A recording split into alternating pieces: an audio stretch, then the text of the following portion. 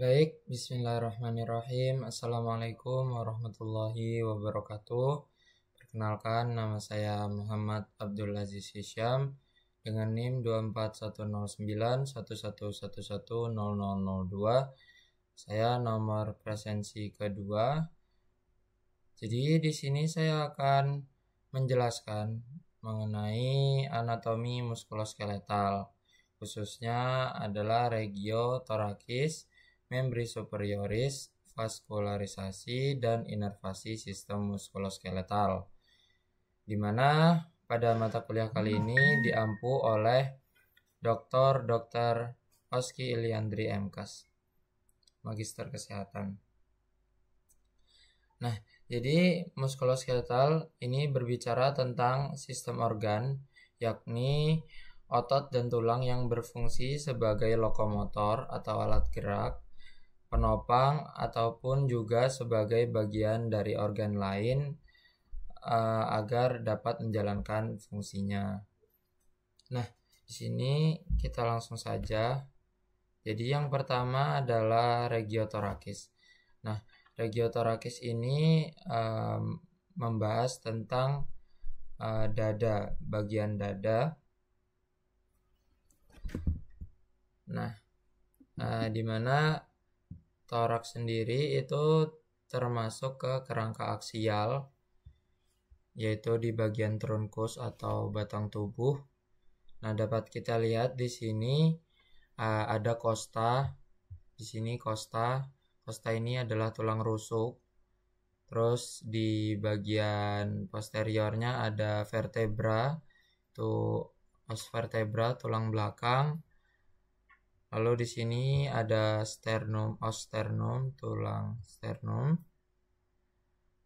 Di sini ada os clavicula atau tulang clavicula atau tulang selangka yang sering kita dengar. Lalu di bagian posteriornya ada os scapula, yang depan clavicula, yang belakang scapula. Nah, lalu pada regio thoracis ini mempunyai batas. Jadi batas lateralnya itu adalah costa ini sendiri. Costae dari 1 sampai ke 12. Lalu di bagian anteriornya batasnya adalah costae dan juga os sternum. Lalu di bagian posteriornya itu memiliki batas os vertebrae, os vertebra, dan os costae. Oke, selanjutnya kita masih membahas regio thoracis, namun kali ini membahas musculus atau otot. Nah, di sini khususnya dalam buku Sobota kita dianjurkan membahas lebih atau yang di highlight ini. Jadi di sini ada pectoralis minor. Jadi pectoralis minor ini posisinya lebih profunda dari musculus pectoralis major. Jadi yang terlihat ini musculus pectoralis major. Apabila dibuka, nanti kita dapat melihat pectoralis minor. Lalu di sini juga ada musculus sternalis. Nah, selanjutnya kita akan membahas mengenai membri superior. Nah, membri ini adalah jamak dari membrum. Membrum sendiri adalah ekstremitas. Nah, ekstremitas adalah lokomotor atau alat gerak, di mana ekstremitas sendiri termasuk kerangka apendikular atau termasuk kerangka apendikular. Nah, kerangka apendikular itu terdiri dari ekstremitas atas dan bawah. Nah, lalu di sini superior itu yang menandakan bahwa bagian atas. Jadi kali ini kita akan membahas ekstremitas bagian atas. Ya, di sini tadi seperti pembahasan sebelumnya ada tulang selangka atau os clavicula. Lalu ini di bagian anterior, di bagian posteriornya ada os scapula. Dan di sini ada articulatio humeri. Articulatio sendiri memiliki arti yaitu sendi. Nah, lalu di sini ada os humerus. Di sini ada articulatio cubiti. Nah, di sini nama sendinya adalah cubitas. Lalu kita lanjut di sini di bagian medialnya ada os ulna, lalu di bagian lateralnya sebentar. Ini tangan kiri.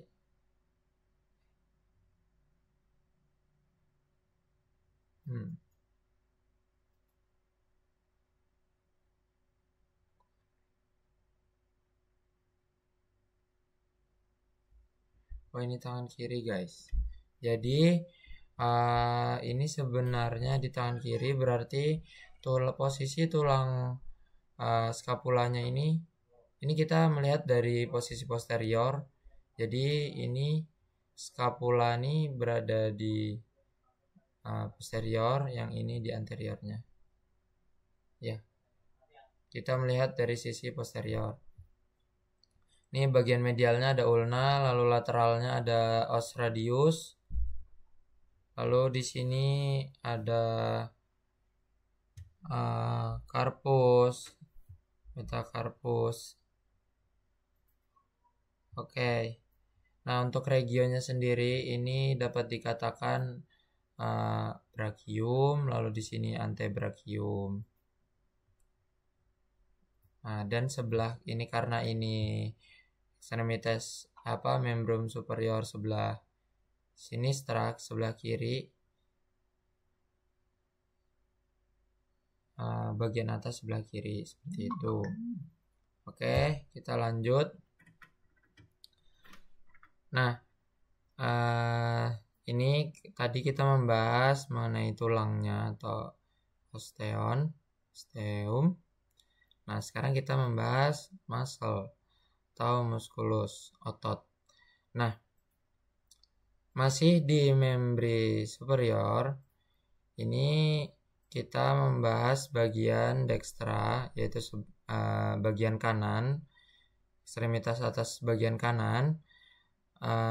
Cuman ini terlihat dari belakang atau posterior, dan ini dari sisi anterior. Baik, di sini ada musculus deltoideus, sini acromion, terus di sini ada tricep kalau terlihat dari belakang, sedangkan dari posterior ya tricep brachii. Di sini ada, apabila terlihat dari anterior, musculus bicep brachii. Seperti itu. Lalu kita bisa lanjut saja. Ini masih di bagian dextra. Kita melihat di sini ada tulang os clavikula. Lalu di sini ada musculus trapezius bagian sini. Ini trapezius. Nah, ini nice to know. Jadi musculus trapezius itu adalah otot yang digunakan untuk ketika penanganan basic life support, yaitu AFPU. Ketika unresponsive, kita melakukan ralat di bagian pain untuk memeriksa kesadaran. Itu salah satunya adalah menekan ya musculus trapezius ini. Lalu di sini ada musculus deltoideus, di bagian sini ada musculus pectoralis major, di mana kalau ini dibuka ada musculus pectoralis minor. Lalu di bagian belakang ini ada musculus teres minor dan major. Dan ini di sini ada musculus latissimus dorsi. Di sini masih sama, di bagian anteriornya ada bicep brachii, di bagian posteriornya ada musculus tricep brachii. Setelah itu kita akan membahas ke telapak tangan. Masih di membri superior. Jadi di sini itu terdiri dari dua bagian, yaitu proksimal dan distal, di mana proksimal itu lebih dekat ke batang tubuh dan distal itu menjauh. Itu maksudnya yang ada di sebelah sini. Nah, jadi terdiri dari 4 untuk proksimalnya, dari lateral itu di sebelah sini ke medial. Jadi di sini ada os scaphoideum, itu ada di sini. Lalu berurutan ada ini os lunatum, sini os triquetrum, ada os piriforme. Lalu di bagian distal yang lebih bawah ini ada os trapezium, os trapezoideum, dan selanjutnya sampai os hamatum. Oke, sekarang kita akan membahas vaskularisasi dan inervasi. Vaskularisasi sendiri itu membahas tentang peredaran darah, dan inervasi ini adalah sistem saraf. Nah, vaskularisasi sendiri itu peredaran darah, di mana fungsinya adalah menyuplai oksigen ke seluruh tubuh agar setiap selnya dapat berfungsi dengan baik. Nah, di sini yang di-highlight adalah dari arteri intercostalis posterior, itu ada di bagian sini, dan yang bagian besar di tengah ini itu dinamakan pars thoracica aortae. Lalu di sini ada arteri thoracica interna, ada arteri musculoplenica yang yang tertutup ini tulang rawan. Oke, selanjutnya tadi arteri sudah, ini vena. Di sini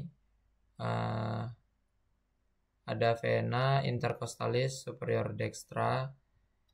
Intercostalis itu maknanya adalah inter di antara costalis, coste, di antara tulang rusuk. Superior itu bagian atas dan dextra itu di sebelah kanan. Lalu ada vena intercostalis posterior. Lalu di sini ada vena azygos yang sebelah sini. Ini sama anterior. Lalu di sini juga ada vena thoracica interna. Oke, selanjutnya ini inervasi segmental dari kulit atau dermatom. Nah, dilihat dari bagian punggung atau dorsal, nervi cutanei sering menerima serabut saraf dari berbagai nervi spinales. Karena itu dermatom dan regio persarafan saraf-saraf kulit berbeda. Nah, di mana nervi cutanei itu yang sebelah sini, guys. Lain.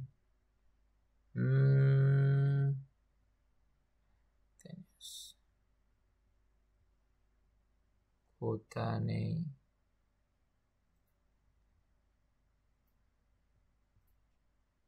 Sebelah sini, guys. Cutanei. Oke, kita lanjut membahas vaskularisasi dan inervasi dari membri superioris. Nah, di sini itu adalah proses jantung memompa darah ke seluruh tubuh. Nah, seperti ini, guys, alurnya dari jantung sampai ke seluruh tubuh. Dan di sini ada gambar ke tangan. Oke, kita lanjut. Nah, di sini untuk inervasi atau sistem saraf itu ini kita melihat bagian dekstra dari posisi posterior ya guys, dari belakang ada nervus axillaris di sebelah sini. Lalu di sini ada cutaneous brachii medialis, dan di sini ada nervus radialis di bagian sini, sama ini nervus cutaneous brachii antebrachii. Lalu di sebelah sini ada nervus musculocutaneous. Nah, ini ada, karena ini bagian lateral apabila posisi anatomis, jadi di sini ini adalah os radius. Nah, makanya di sini dinamakan nervus radialis. Lalu di sebelah sini apabila posisi anatomis, ini ada os ulna, makanya dinamakan nervus ulnaris. Begitu kurang lebihnya guys. Di sini ada nervus medianus, kurang lebih sama. Oke, mungkin itu aja penyampaian materi dari saya. Kurang lebihnya mohon dimaafkan. Assalamualaikum warahmatullahi wabarakatuh.